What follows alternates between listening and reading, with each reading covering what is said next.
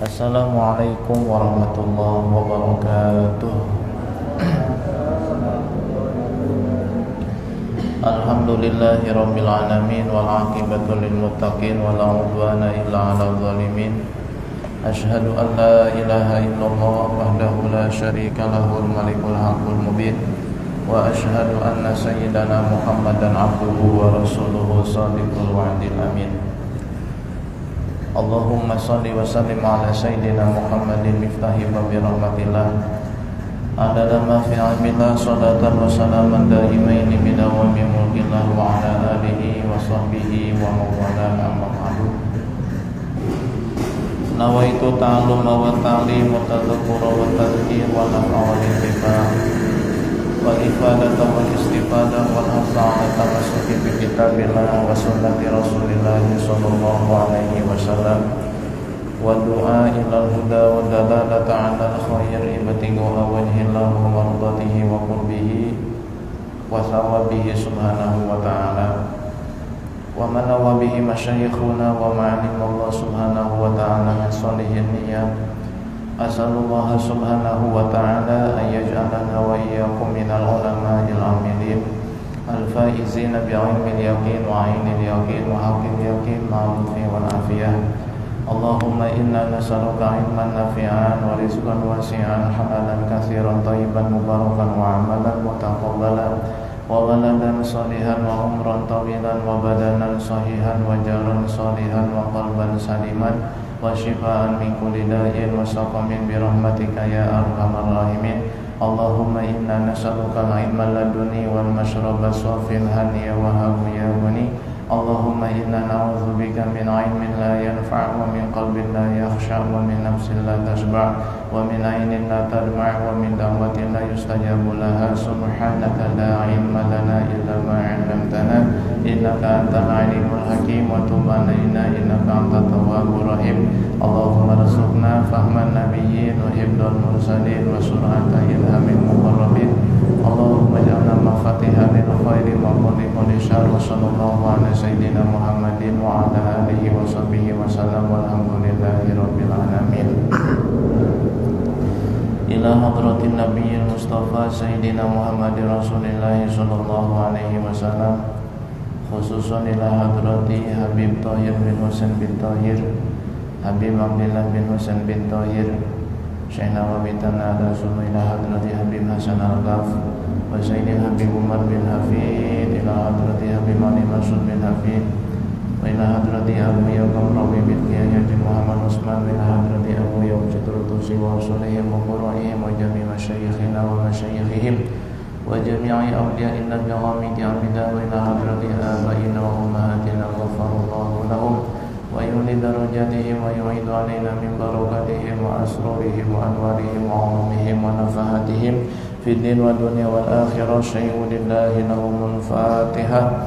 A'udzu billahi minasyaitonir rajim. Bismillahirrahmanirrahim. Alhamdulillahi rabbil alamin arrahmanir rahim maliki yaumiddin. Iyyaka na'budu wa iyyaka nasta'in. Ihdinas siratal mustaqim siratal ladzina an'amta 'alaihim ghairil maghdubi 'alaihim waladdallin. Amin. Hadirin wal hadirat rahimakumullah. Alhamdulillah, dengan pertolongan Allah Subhanahu wa taala kita bisa melaksanakan rutinitas kita menghadiri kajian rutin setiap Rabu sore di tempat ini, tepatnya di Masjid Al-Muhajirin. Yang saya hormati segenap para pimpinan perusahaan, terutama DKM Masjid Al-Muhajirin beserta seluruh jamaah yang terlibat khidmat dalam terlaksananya pengajian sore hari ini. Tanpa terkecuali semoga semuanya yang hadir pada pengajian kali ini senantiasa diberikan kemudahan urusannya oleh Allah Subhanahu wa taala. Berikan istiqomah, sehat selalu, panjang umur, dilancarkan rezekinya, dan semoga semuanya selalu mendapatkan kekuatan iman dan Islam dan diwafatkan dalam keadaan husnul khatimah. Amin ya rabbal alamin. Kita lanjutkan kajian yang pertama, kita Sulam Taufik masih membahas tentang hal-hal yang wajib kita imani, karena disampaikan oleh Nabi SAW. Dalam kajian yang lalu telah kita uraikan tentang syafaat. Sekarang kita lanjutkan, yaitu Bismillahirrahmanirrahim, wal jannatu, dan surga. Surga itu adalah darus sawabi bi jami'i anwa'iha, tempat pahala dengan seluruh macam-macamnya. Ya, tempatnya pahala itu surga. Dunia itu bukan tempat pahala, ya. Dikatakan kalau dunia itu adalah darul ibtila, tempatnya cobaan dunia. Kalau kita ibadah pengen cepat dapat pahala, ya nanti di surga. Karena dunia itu bukan tempat balasan, bukan tempat ganjaran dan pahala. Kenapa ya? Karena dunia itu tidak akan sanggup untuk mengemban nikmat-nikmat dan pahala-pahala yang disediakan oleh Allah atas amal-amal soleh. Nah, tempat yang bisa mengemban dan cukup untuk menampung pahala itu adalah surga, ya. Maka surga itu wajib kita imani, percaya, harus kita benarkan, tasdik, ya. Jangan sampai ada keraguan sedikit pun dalam hati.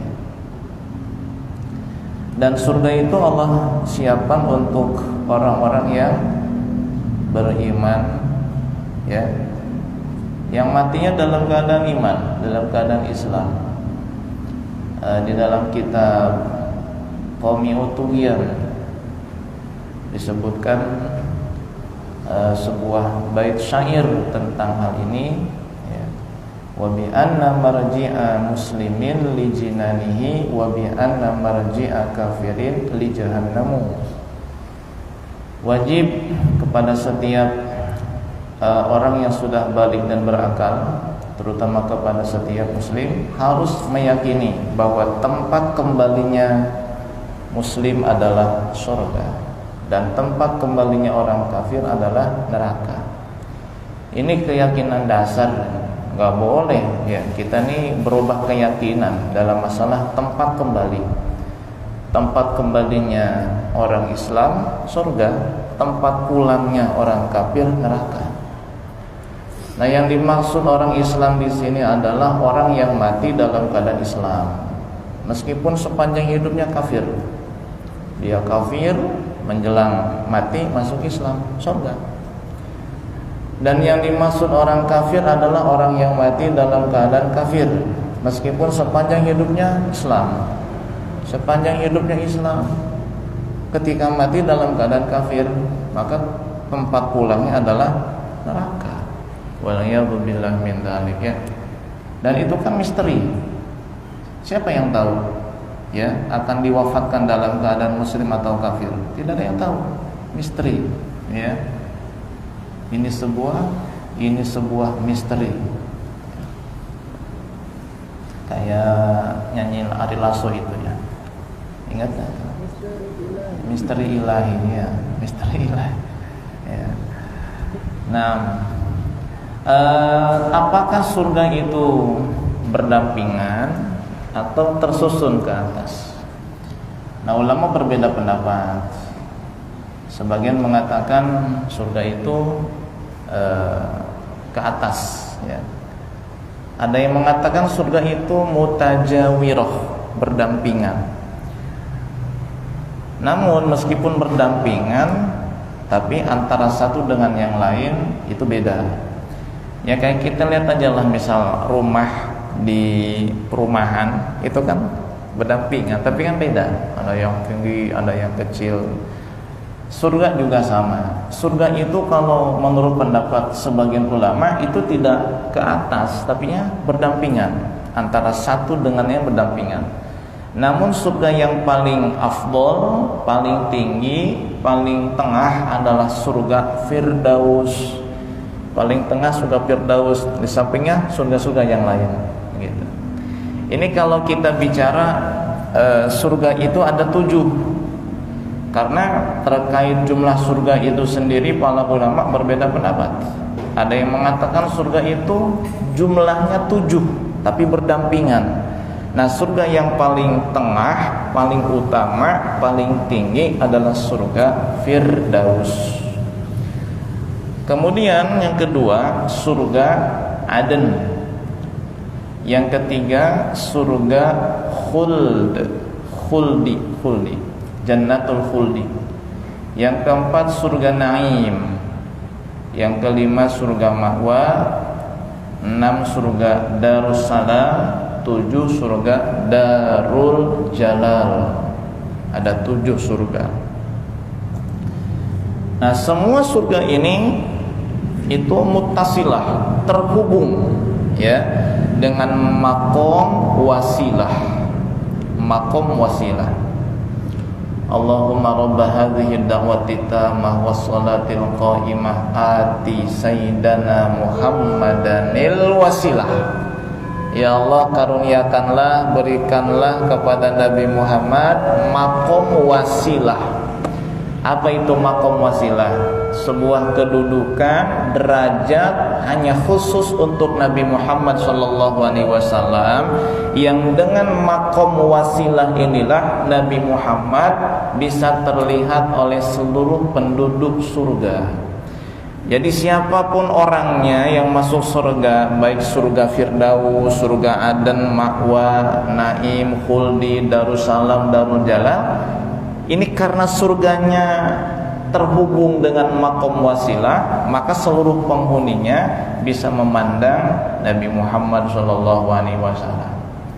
Ya, Nabi Muhammad itu di surga nanti tasrufu ala ahli jannati kama anna syamsa tasrufu ala ahli ardi.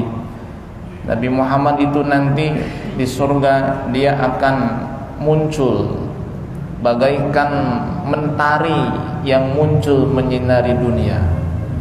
Ya, kita tinggal di Indonesia melihat mentari, melihat matahari. Yang tinggal di ujung bumi pun melihat matahari juga. Begitulah makom wasilah. Yang penting kitanya ke surga. Nanti di surga kita bisa melihat Nabi besar Muhammad sallallahu alaihi wa alihi wasallam. Makanya kata Nabi, wailun liman lam yaroni yaumal qiyamah. Celakalah orang yang tidak melihatku pada hari kiamat. Ya, hari kiamat itu hari akhirat, hari yang tidak ada akhirnya lagi. Kenapa celaka? Ya karena Nabi Muhammad terlihat di surga. Kalau tidak melihat Nabi Muhammad berarti tidak masuk surga, tidak masuk surga. Ya, kita lanjut pada maghrib insyaallah.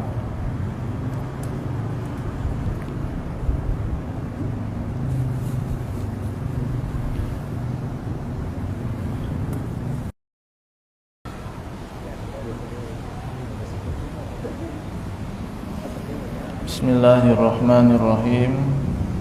Qala al-musannif rahimahullahu ta'ala wa nafa'ana bihi wa bi'ulumihi fid dharain. Masih membahas tentang surga.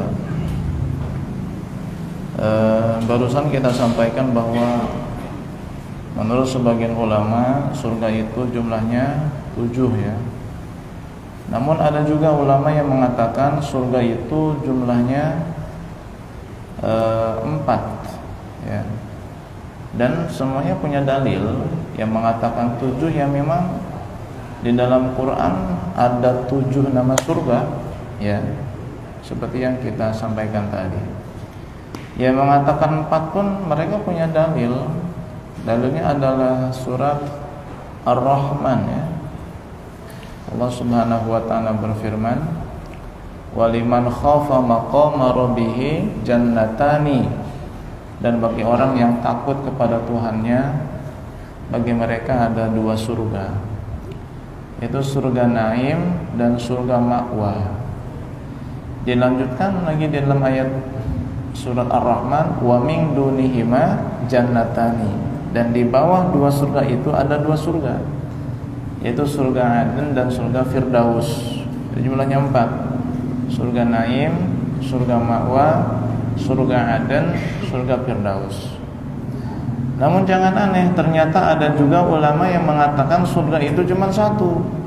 Nah, surga cuma satu. Dan semua nama surga yang 7 itu adalah nama surga. Jadi surganya satu, namanya 7 gitu.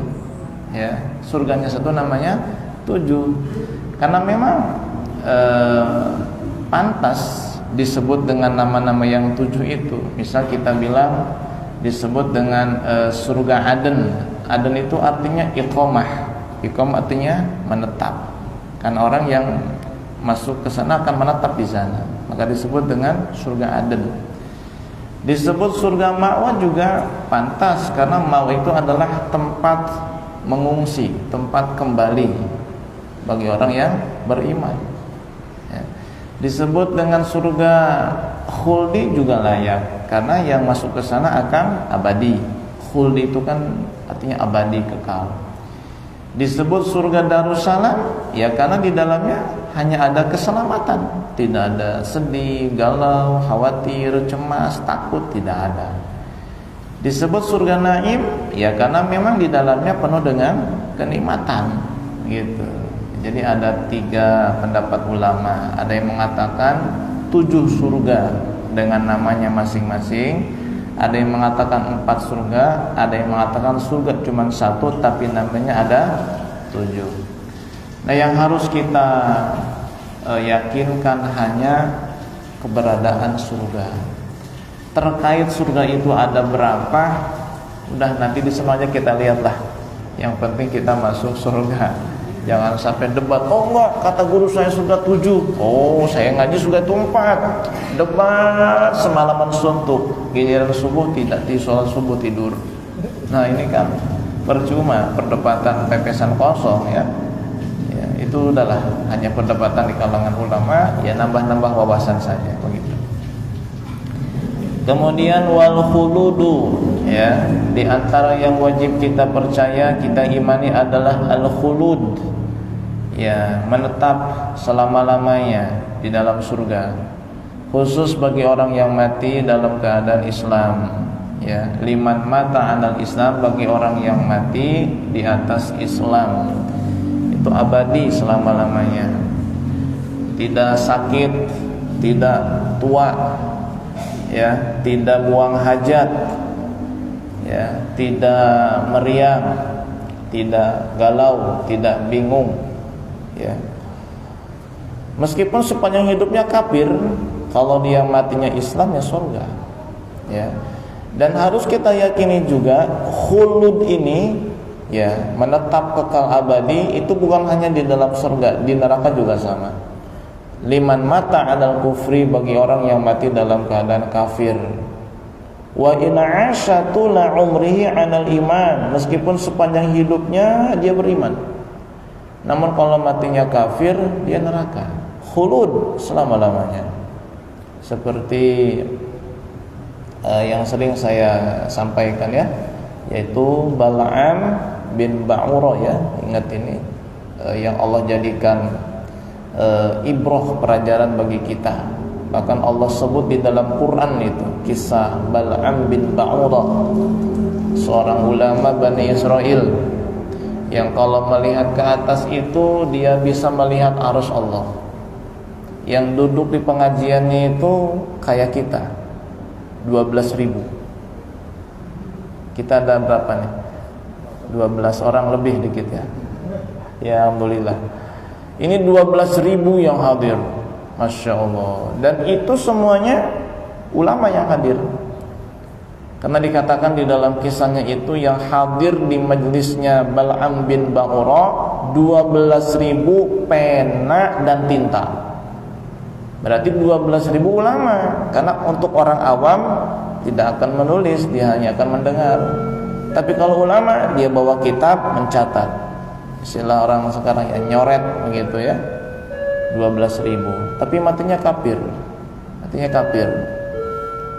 Kenapa dia matinya kafir? Karena dia punya sifat tomak, rakus, serakah. udah dikasih ilmu, dikasih kekayaan oleh Allah, dikasih jamaah, tapi serakah.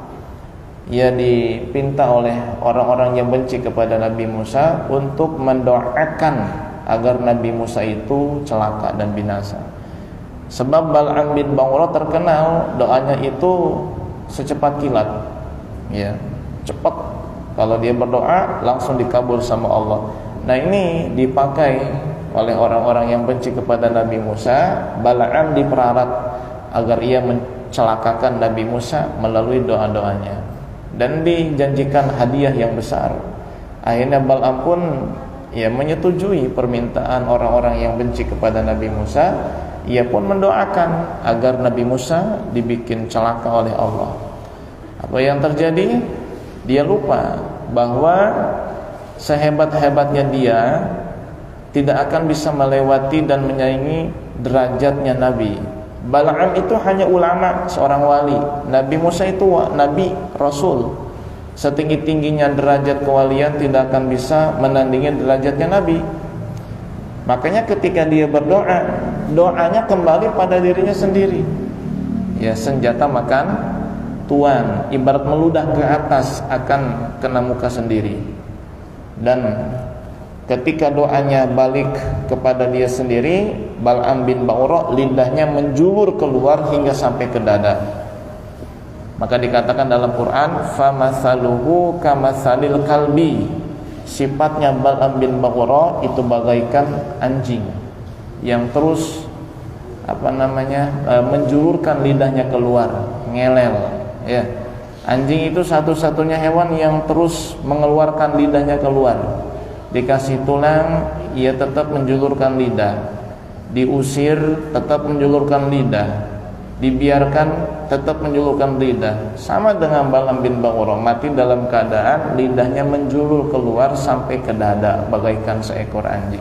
Padahal itu ulama besar, waliullah, tapi tidak ada jaminan mati dalam keadaan Islam, ya. Apalagi kita orang biasa, ya, wali bukan, ya, soleh juga kadang-kadang, banyak gak solehnya. Maka ya banyak-banyaklah berdoa kepada Allah agar diwafatkan dalam keadaan husnul khatimah.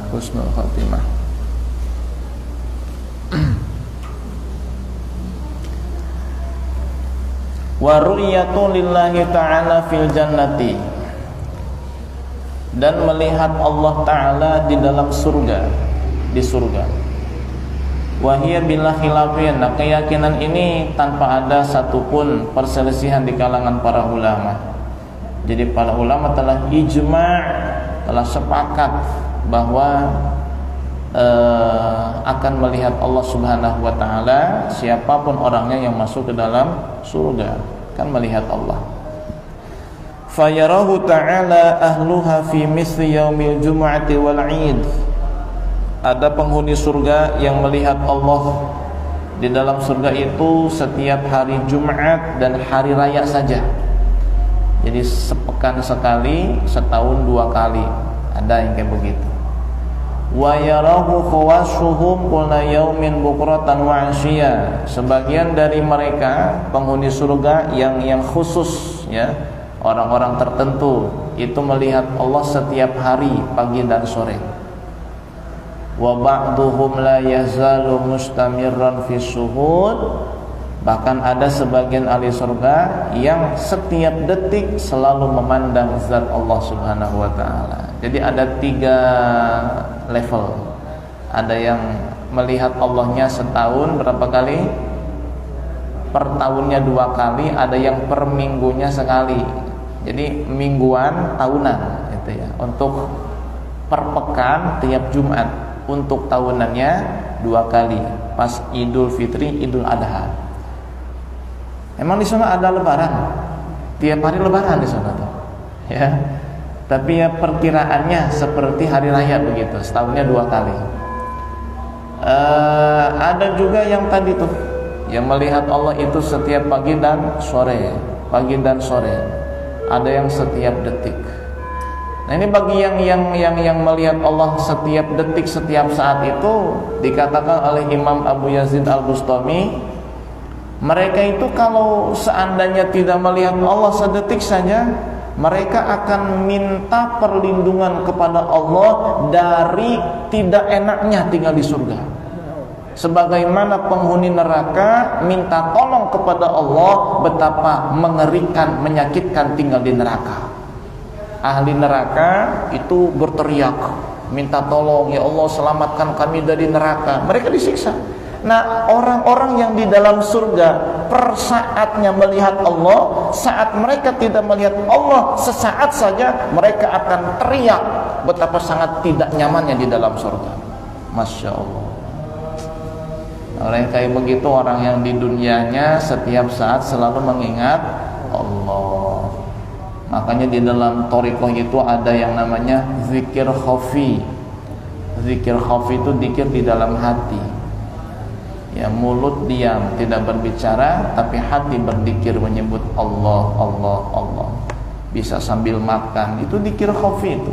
Zikir yang tidak terhalang oleh waktu, oleh ruang dan tempat. Di WC bisa, sedang berjima pun dengan isi bisa, lagi tidur juga bisa. Hatinya selalu berzikir mengingat Allah. Itu zikir khafi namanya. Ya. Kalau kita mah jangankan ya, lagi makan, mau lagi sholat aja lupa sama Allah kita. Itu levelnya kita itu ya. Baik.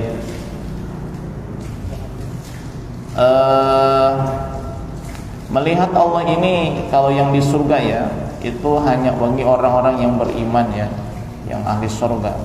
Adapun selain daripada surga, manusia atau makhluk yang kita bicara secara umum ya, baik itu jin ataupun manusia, itu pada hari kiamat pun nanti melihat Allah di akhirat. Ya, nanti ketika semuanya berkumpul di padang mahsyar ya, akan ada suara yang menyeru agar setiap umat mendatangi Tuhan mereka. Yang nyembah Isa, cari Isa sono. Yang nyembah patung, cari patung sono. Yang nyembah pohon, cari mana pohon yang dulu disembah, minta pahala kepada mereka. Apakah mereka menemukan? Tidak. Ya. Maka dalam surat Yasin gimana? Wahum lahum jundum muhdharun. Mereka dan yang menyembah mereka masuk, hadir di dalam neraka semuanya.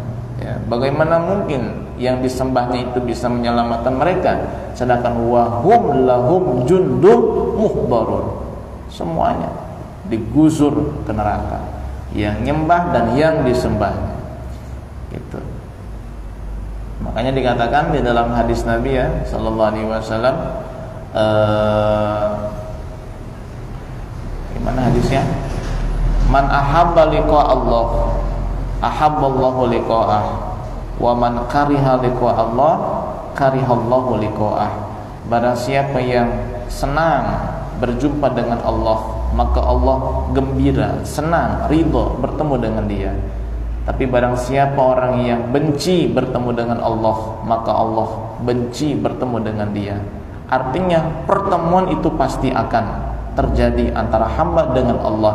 Tapi ada yang berjumpa dengan Allah dalam keadaan senang dan bahagia, ada yang berjumpa dengan Allah dalam penuh ketakutan dan kekhawatiran. Siapa mereka? Orang-orang kafir, munafik, dan pelaku-pelaku dosa. Wa tu'mina bi malaikatillah, dan berimanlah kamu kepada malaikat-malaikat Allah. Siapakah malaikat Allah itu? Malaikat Allah itu adalah makhluk-makhluk yang lembut, yang sangat banyak, yang tidak ada seorang pun yang tahu jumlahnya melainkan Allah. Supara'ullah, mereka dijadikan sebagai wakil-wakil Allah, utusan-utusan Allah, delegasi-delegasi Allah. Ya, Allah bisa, dan Allah memang yang mengatur segala-galanya, tapi Allah memberi tugas kepada malaikat untuk menjalankan itu. Seperti Allah yang menurunkan hujan, tapi Allah menugaskan malaikat siapa?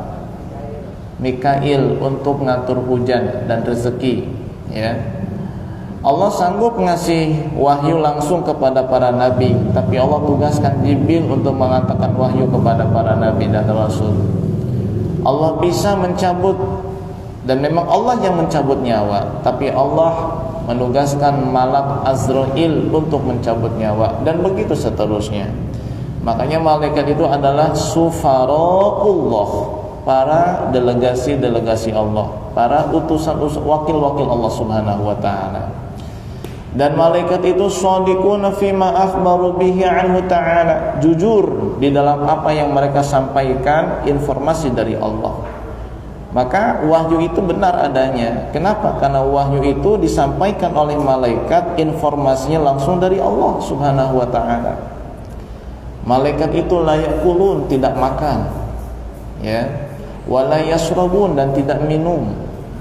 Wala yatawaladun, tidak melahirkan, tidak beranak. Wala yatanakahun, tidak menikah. Wala yanamuna, tidak tidur. Wala tuktabu a'maluhum, amalnya tidak dicatat.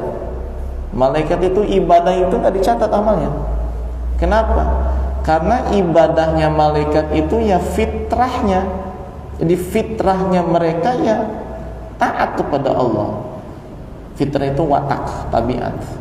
Tabiat wataknya malaikat ya taat kepada Allah. Jadi malaikat itu ya sujud, ruku, puasa, ya itulah watak dan karakternya.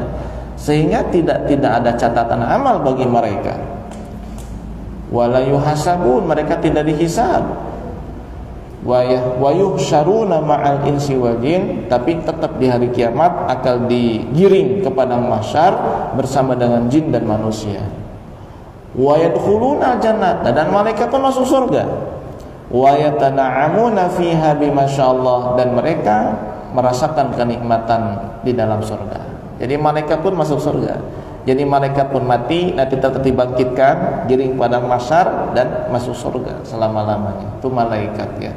Jumlahnya tidak ada yang tahu kecuali Allah Subhanahu wa taala, ya. Dan malaikat itu hanya patuh kepada Allah. Masa malaikat bisa disuruh-suruh? Saya panggil malaikat hujan, sudah tanda tangan biar enggak hujan. Kalau hujan tak marahin malaikat. Waduh, masya Allah, ini akhir zaman ya. Kayak begitu, muncul kayak begitu tuh. Wa rusulihi, dan beriman kepada rasul-rasul Allah dan para nabi-nabi Allah, baik secara global ataupun rinci. Secara global atau secara rinci. Jumlahnya nabi 124.000, jumlahnya rasul 313. Ada yang menyebut 314, ada yang mengatakan 315, ya, 313 atau 314 atau 315. Itu jumlahnya para rasul. Kalau nabi 124.000 nabi. Kita wajib beriman, ya. Pokoknya saya beriman kepada seluruh rasul yang 313 atau 314 atau 319.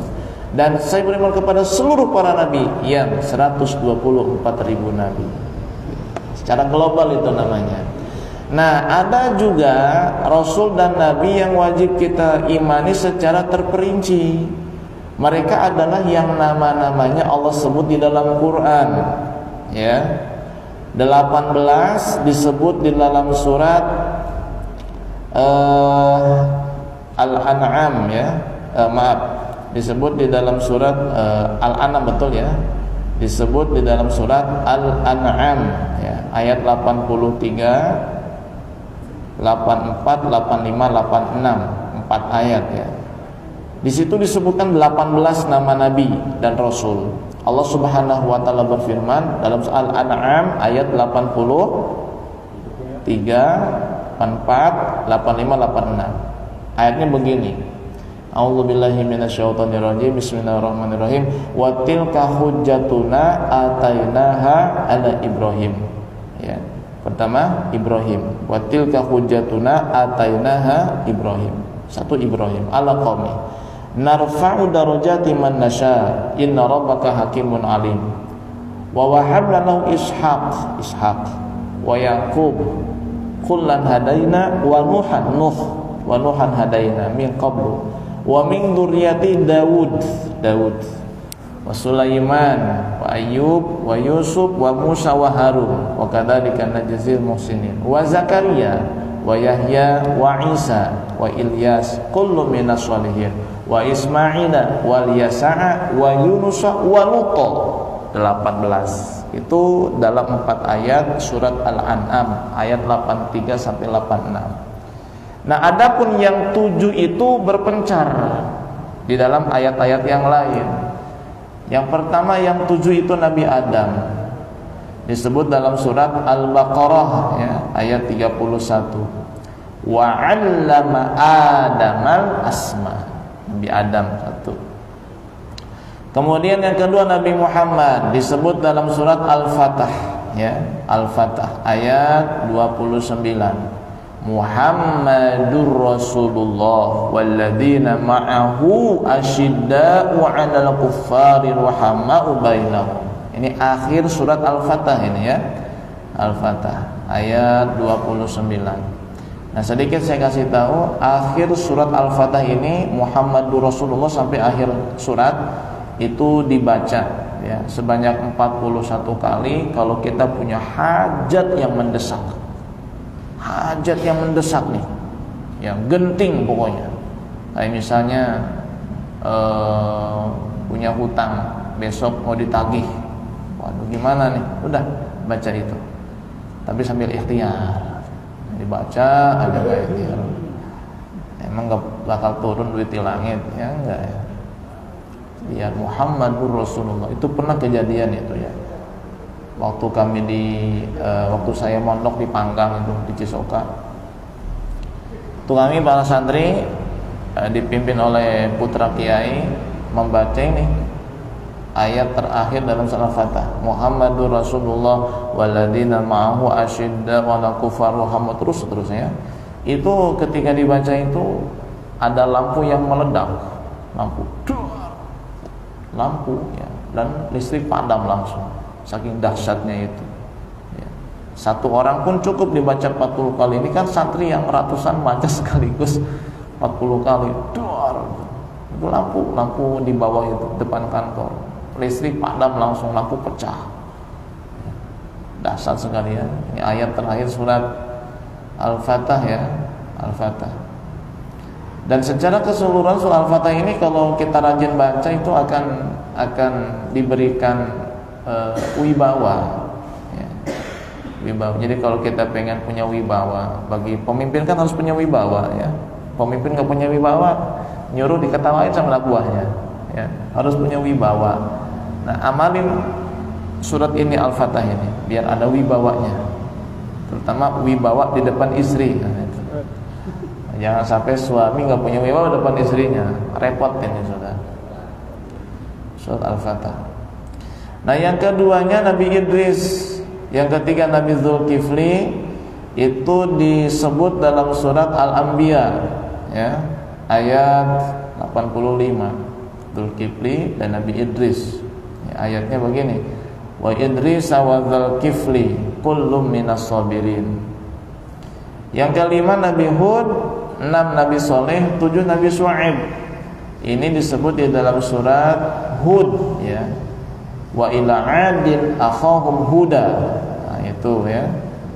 Hud ayat 50. Kemudian Nabi Soleh, wa ila Thamud akhahum sholihan.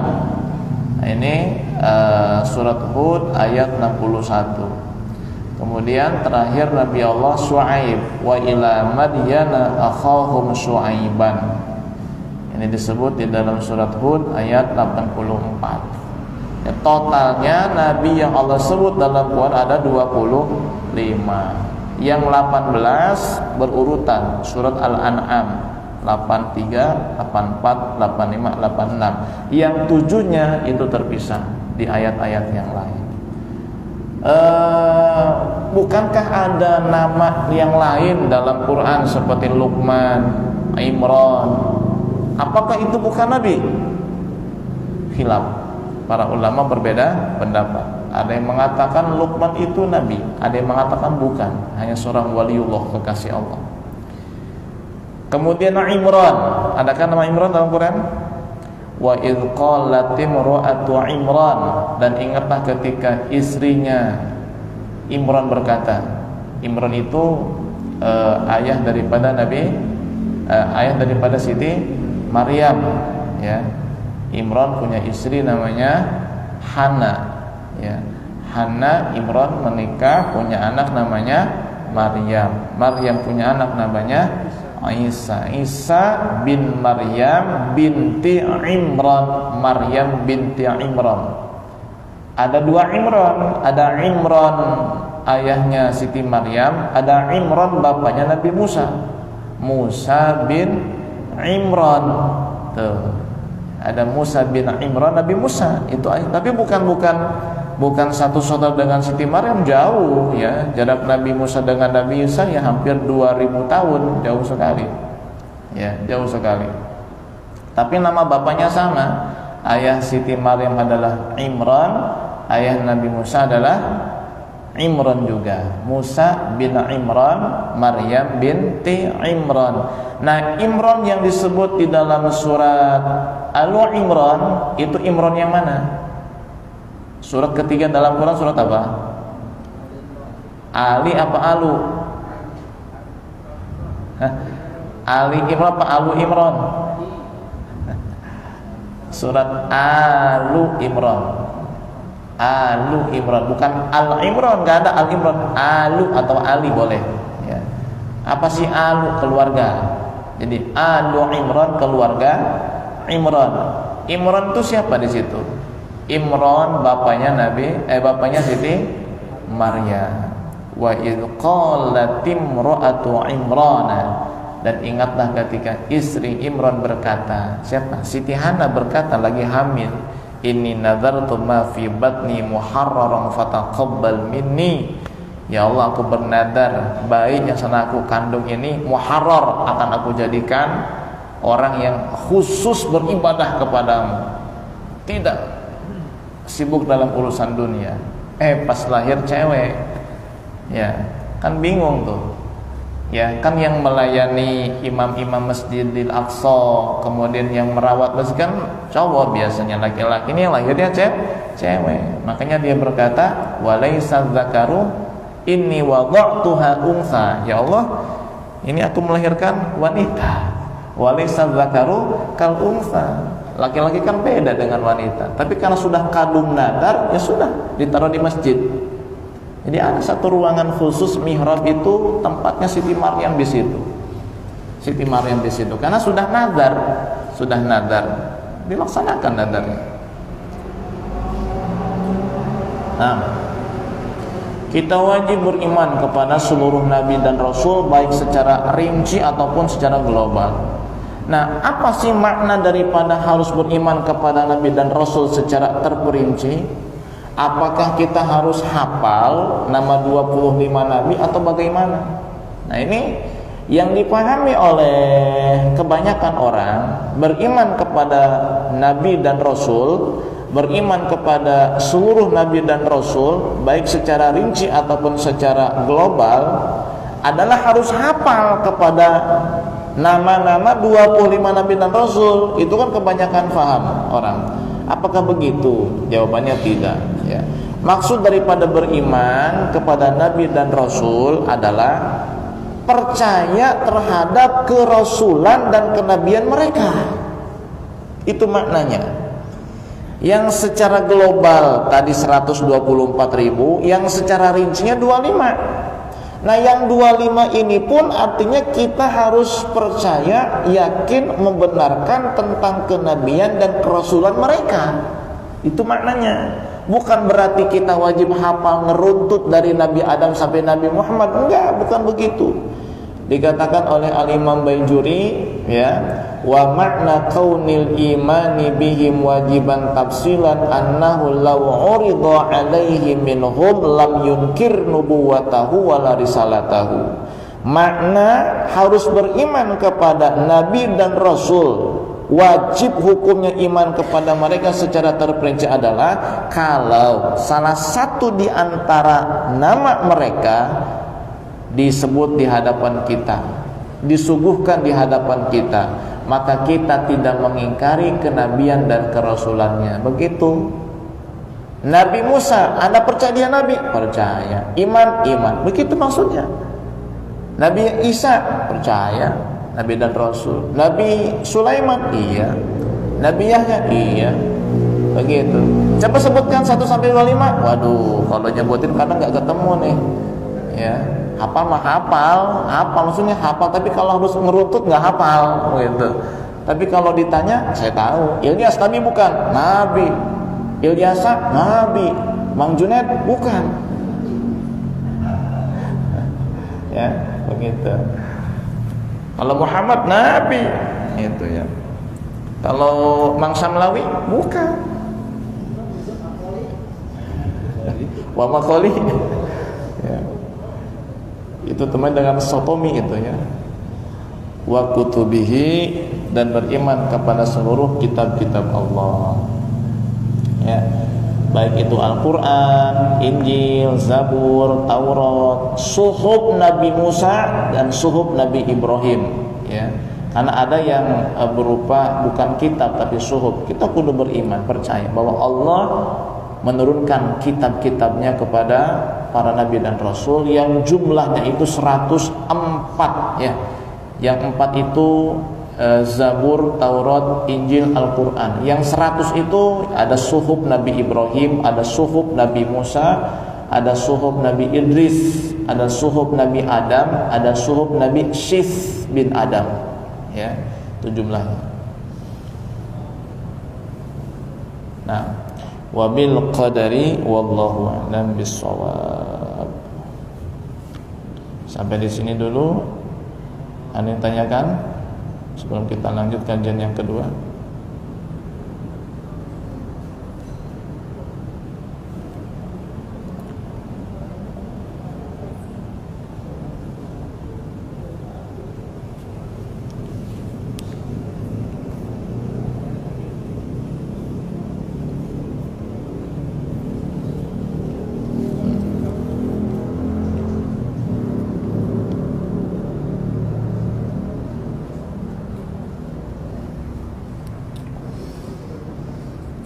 Baik, bagaimana cara mengqadha salat yang benar? Apakah dilakukan di hari yang sama tapi di waktu yang berbeda, atau di hari yang berbeda tapi di waktu yang sama? Baik, kalau misal ini terkait salat yang tertinggal di waktu dekat ya, misalnya tadi pagi atau kemarin, ini dilihat dulu sebab tidak salatnya apa. Kalau penyebab tidak sholatnya adalah kesengajaan, maka tidak boleh ditunda lagi. Ya, harus langsung diqadha, baik malam, siang, pagi atau sore. Ya, dan harus di hari yang sama. Itu terkait dengan qadha yang dekat ya. Jadi kalau sebab tidak sholatnya adalah kesengajaan, sengaja menunda-nunda sampai waktunya habis, itu mah harus buru-buru diqadha. Tapi kalau faktor tidak sholatnya itu adalah uzur seperti lupa atau ketiduran, nah ini cara mengqadhanya leluasa. Mau langsung boleh, mau nanti juga nggak apa-apa. Tapi lebih utama secepatnya ya, biar kita lepas dari kewajiban, begitu ya. Nah terkait hutang sholat yang lama ya, lama, misalnya yang ya di masa-masa dulu sekolah SMA ya, atau kuliah, atau di awal-awal bekerja, belum kenal pengajian, belum hijrah. Nah itu qadha ya setiap hari dan setiap waktu ya, nyicil pelan-pelan begitu ya. Jadi perbanyak qadha lah sebelum memperbanyak ibadah sholat sunnah. Ya, bukan nggak boleh, boleh. Tapi kalau kita misalnya nih mau sholat duha 8, janganlah 2 saja. Sisanya mending pakai qadha saja. Kalau mau sholat qobliyah 4 rakaat, 2 sajalah. Sisanya buat qadha. sampai kita merasa yakin hutang kita sudah lunas kepada Allah, hutang sholat itu ya. Kemudian ada pertanyaan berikutnya, ada seorang penceramah, bukan saya ya, beliau mengisi acara ceramah setiap sebelum waktu Jumatan tiba, mengatakan jika seorang anak punya hutang pada orang tuanya maka tidak wajib dibayar, dan jika orang tua yang memiliki hutang pada anaknya itu maka wajib dibayar. Apakah hal itu benar Pak Ustadz? Siapapun yang punya hutang wajib dibayar, mau hutang kepada orang tua ataupun hutang kepada anak, ya. Tidak begini, ya. Anak punya hutang sama orang tua tidak wajib bayar, enak amat. Tapi kalau orang tua punya hutang kepada anak wajib bayar, ya. Mungkin ya, saya tidak suudzon, maksud si penceramah atau ustadz ini adalah anak yang belum balik. Anak yang belum balik.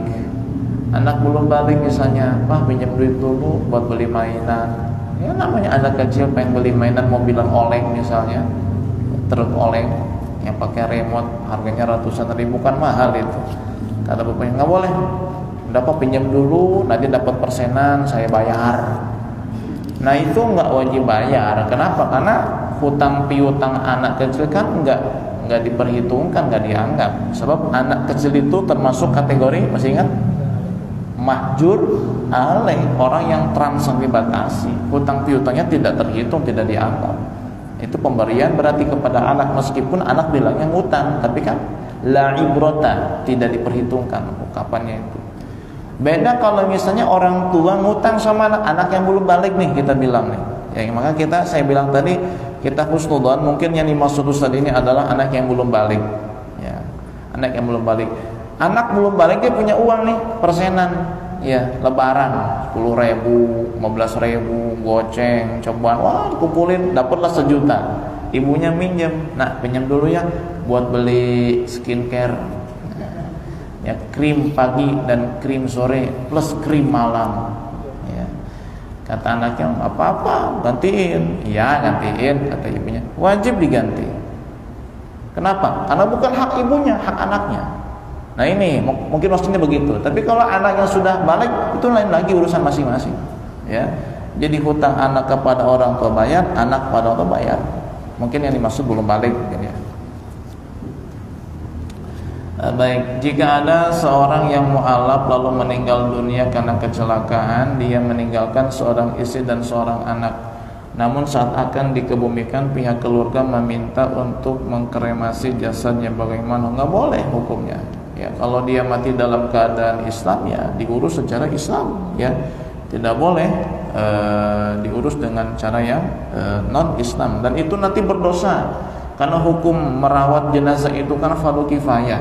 Ketika umat Islam membiarkan begitu ya diurus dengan cara yang non Islam, maka umat Islam yang tahu tentang masalah itu dan membiarkan itu dosa semuanya, Pak. Ya nggak boleh. Dan ini memang pernah kejadian itu ya, pernah kejadian.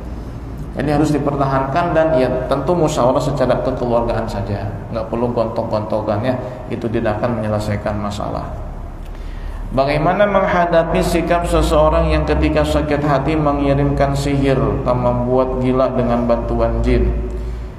Menghadapi sikap seseorang yang ketika sakit hati mengirimkan sihir, ya, kita punya teman atau kenalan, kalau dia sakit hati langsung main dukun, ya, main belakang, main sihir. Bagaimana sikap kita kepada dia? Jangan dideketin, ya. Kemudian hati-hati dalam berbicara. Ya, kita hati-hati dalam berbicara, jangan menyinggung perasaannya dan jangan berteman dengan, cukup kenal saja. Begitu. Dan yang paling penting lagi apa? Kita bentengi diri kita dengan aurat, dengan azkar, ya, dengan ratibul haddad, wirid sakron, ya, dengan ratibul atas, dengan wirdul latif pagi dan sore. Insyaallah yang kayak begitu gak bakal kena, insyaallah ya, aman, insyaallah. Yang penting yakin, ya, yang penting yakin.